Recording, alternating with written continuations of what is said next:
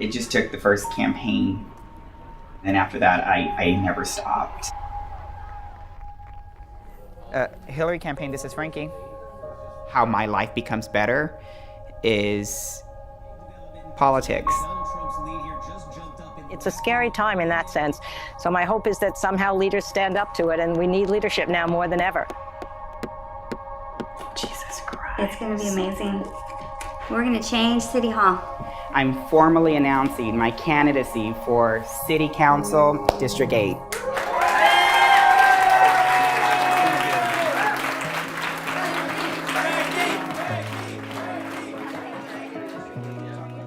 When we have more voices working hard for our community, we're going to be able to accomplish more. The pioneer of the trans community for here in San Antonio, the very beautiful Miss Frankie Gonzales-Wolfe. You know, you got to kick up a little bit of dirt in order to change the landscape, right? So welcome, and it's good to talk to you about your new film, Run for More. And this is the perfect time because we just finished Trans Awareness Week and Trans Day for Remembrance. So now we're going to talk about your movie, Run for More. So without giving it all away, can you tell us in your words what it's about? Yeah, thanks for having me, Roger. A Run for More is about a transgender woman in Texas running for office and attempting to become the first openly trans elected official in the state.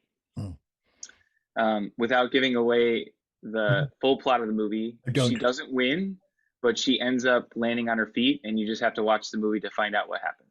So how did you come to meet Frankie and decide to make this film? Frankie and I met in 2016 when she was a campaign volunteer for the Clinton campaign. And I approached her about making a short documentary about why campaign volunteers are important to the democratic process in America. And she resonated with that idea. And so we committed to spending some time together in the lead up to the 2016 election. And then a couple years later, Frankie let me know that she was going to run for office. So then I reached out to her, like in our conversation, I reached back out to her and I asked, "Oh, do you think I might be able to film that?" And so the film was going to be a short film, but then when she let me know that she was going to run, it grew and expanded into this bigger thing that now is A Run for More. She's an exceptional woman with this larger than life personality. Was it tough being objective about the story, or didn't you care? Yeah, I mean, I don't think objectivity is a real thing. You know, I work at sort of the intersection of journalism and filmmaking, and you know, so objectivity is something that I learned in my journalism practice a lot, or it was taught in my journalism practice.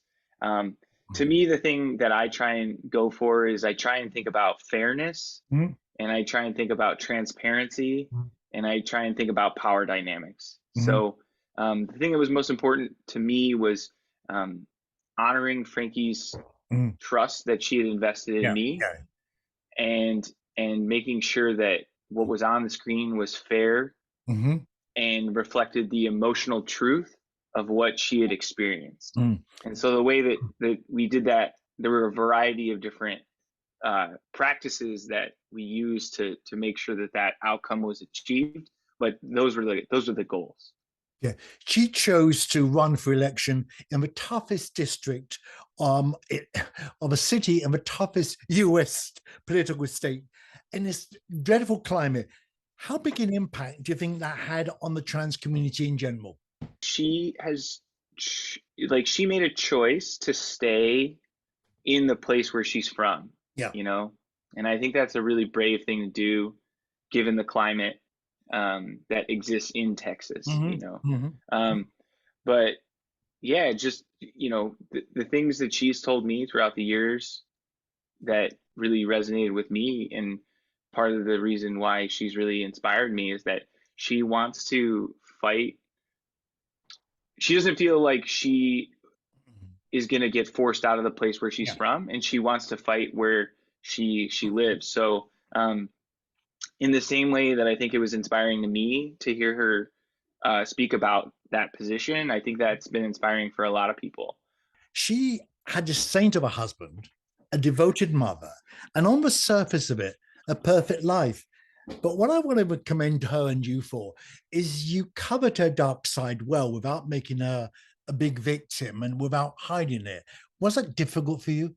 First of all, I should say thank you. I really appreciate that. Mhm. It was important to us, to our whole team, to make sure that we were realistic about the challenges that Frankie had faced without getting the film, the narrative of the film, stuck in those challenges. You know, so the reality is that I think Frankie was in a place to want to talk about those challenges, but she had a narrative container to talk about those challenges in a way that the story that she was telling was a story that those challenges were not the end of the story.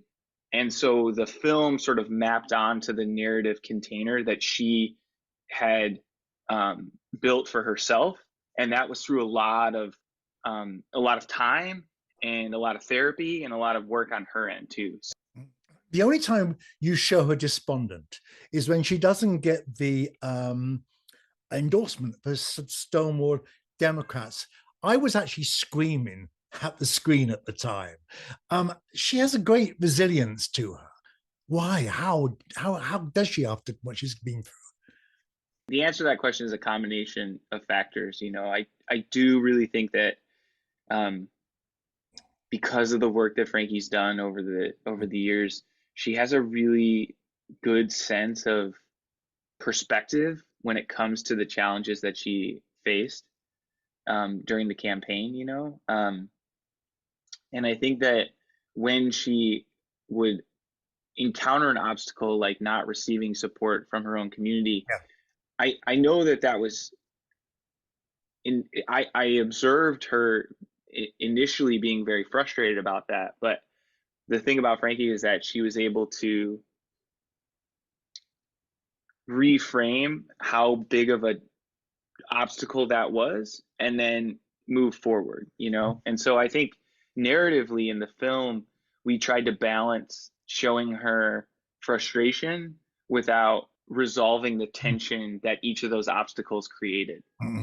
We added in our review that this is about the 100th transgender movie we've seen, and each of them contributes to the continuing dialogue about the transgender community.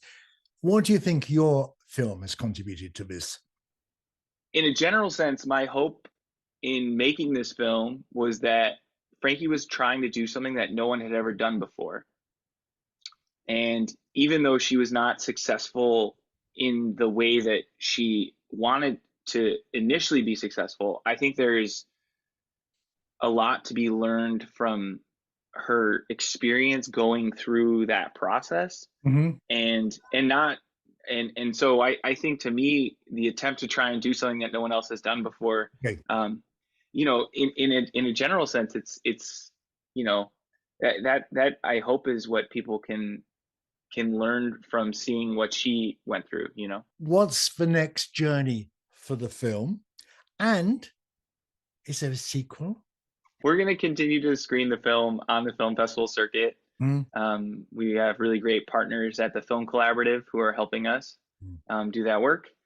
The film is now available for colleges and universities to acquire it and put it in their curriculum and also in their libraries. We're working with Collective Eye to do our educational distribution. And so there will be periodic opportunities to see the film both in the US and worldwide in those two contexts. And then there's a few other things that we're excited about, but no formal plans. I should also add that the impact producer of the campaign of the film is Xander Carlin, and they and I are working on an impact campaign to get the film out into communities that don't traditionally go to film festivals. And we want to particularly focus on partnering with organizations that have a sort of a connection to the LGBT community and a connection to civic engagement locally. I should also just say, if you want to learn more about how you can partner with us, if you're watching this and you want to host a screening or find ways to engage with the film, we have a lot of information on our website at runformore.com. And you can reach out to both me and Xander through the website, and we'll get back to you in terms of partnership opportunities. Will there be a sequel? I think that Frankie has said that she thinks that there is a possibility that she may run again.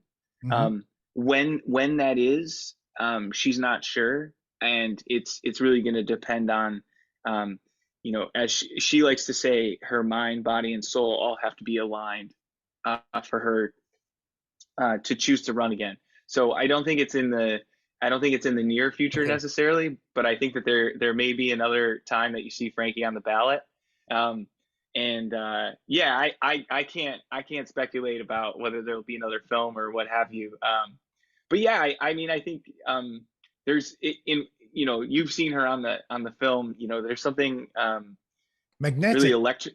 Yeah, she has that sort of intangible thing, that the charisma that I think in some ways is really important when you are trying to do this thing. I think it's likely that she may do it again at some point.